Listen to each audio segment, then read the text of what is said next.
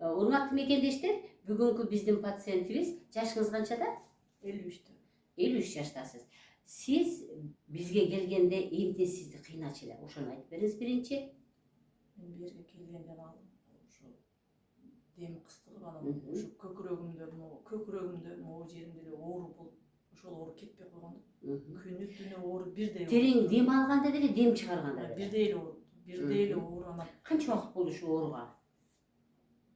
Az эле bir ay болду. Ошондой болду анан. Ошол бир айдын ичинде дарыландыңызбы? Эмеге бардым, пулмонологияга бардым. Ошол жактан анан ушинтип атам деп барсам аяктан антибиотик. Хобл второй степень. Эми бизде bunun emesi lечениясы жок деди. Анан антибиотик жазып берди. Атравентин постоянно эле колдоном аны. Чача турган атравентти. Ошону жазып берген. Башка айлажы жок деди. А сиз өзүңүздү кандай сездиңиз дарыланып чыккандан кийин? Официалдуу медицинада дарыланды. Ошол официалдуу медицинада, аптекада дарылар менен дарыландыңыз. Өзгөрүүнү сездиңизби? Жок, өзгөрүү сезилбеди. Баягы көкүрөгүмдөгү оору күчөп, анан жата албай калдым да. Жата албай ошо түнү менен отуруп чыгат. Анан отуруп чыгып, ошентип эмне кыларымды билбей калып анан телефондон издеп анан сиздин передачаларыңызды көрүп. Кайсы жактан келдиңиз?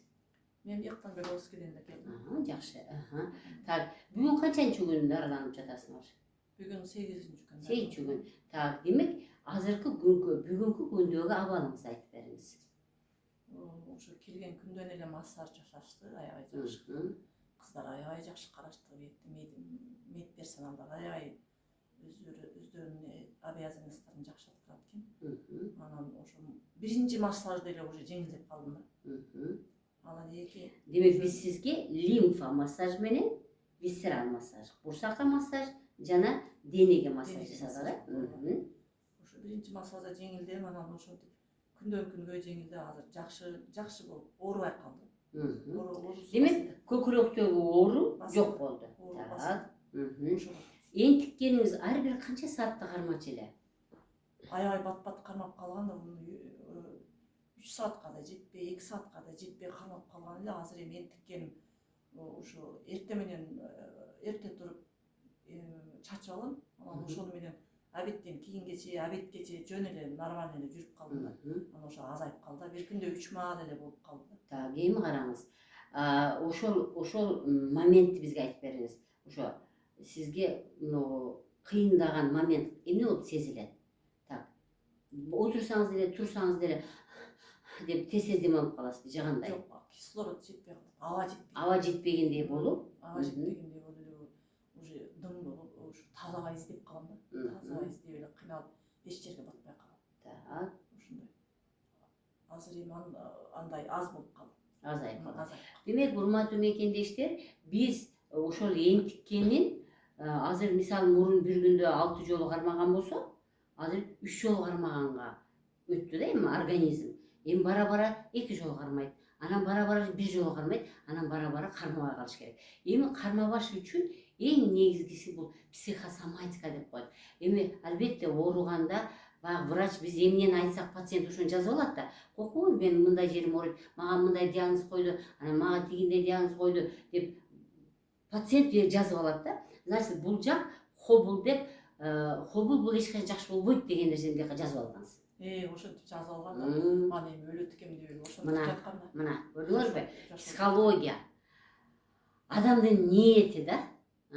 Ушу биздин официалдуу медицинада врачтар хобул, мисалы сахар диабет или дагы бир оору, башка оору, бунун эч кандай дарысы жок, адам жакшы болбойт дегенде эле бүттү адамдын мына жерде гипофиз, гипоталамус ошо жазылып калат да. А мусулманчылыкта ниет деп коет. Ниетти болду мен жакшы болбойт экен деген жакка ошол стрелкага буруп коет адам. Жок.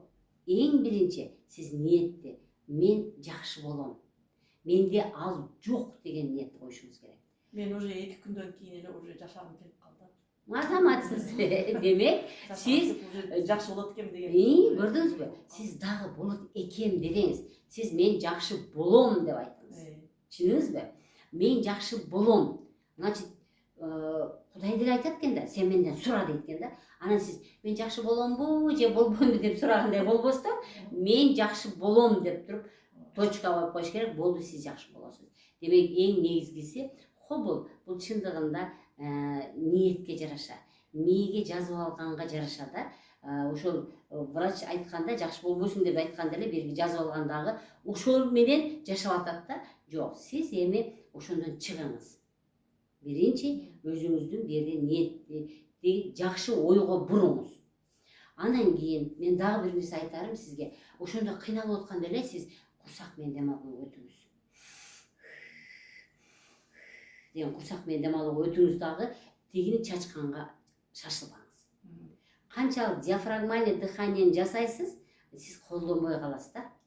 Чындыгында таза абадан кичине деп дем алып, дем алып, дем чыгарсаңыз, бул өтүп кетет. Эми кыздар 2 жолдан 3 жолдон үйрөтөлү. Бизди да уже врач кылып койду го. Уже массаж Абдан жакшы. Значит, курсак менен дем алуу. Диафрагмальный дыхание деп үйрөтүп атабыз да. Дем алганды ичти чыгарып, кайра дем чыгарганды ичти басып.